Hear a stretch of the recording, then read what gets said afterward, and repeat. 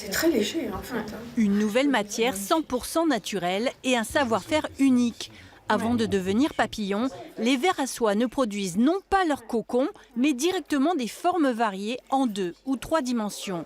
Décoration, packaging de luxe, la start-up vise le haut de gamme. Les feuilles de soie sont particulièrement prisées. Ces feuilles, elles peuvent avoir différentes épaisseurs en fonction du nombre de vers à soie qu'on va faire travailler sur le support.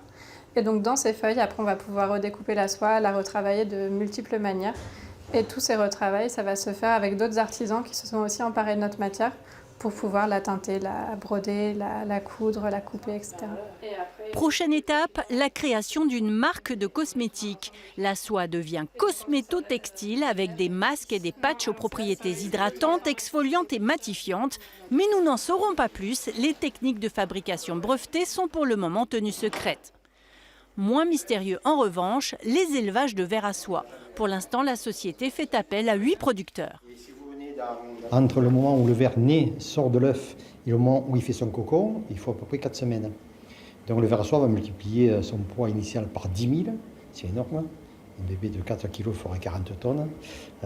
Et à ce moment-là, donc, on a une production de cocon. Mais entre-temps, il aura mangé énormément de feuilles du mûrier. Et pour planter ces mûriers, l'entreprise a besoin de foncier, et en l'occurrence de 8 hectares de terrain. 24 000 arbres permettront de nourrir 3 millions de vers à soie.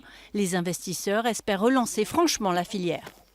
Maintenant, on a quand même des difficultés à vivre dans les territoires et il faut multiplier la capacité de filière pour pouvoir fournir aux agriculteurs ou aux éleveurs des compléments de revenus. Et c'est en ça que c'est assez intéressant. Vous avez d'autres segments comme l'abeille, les amandes, le lin, etc.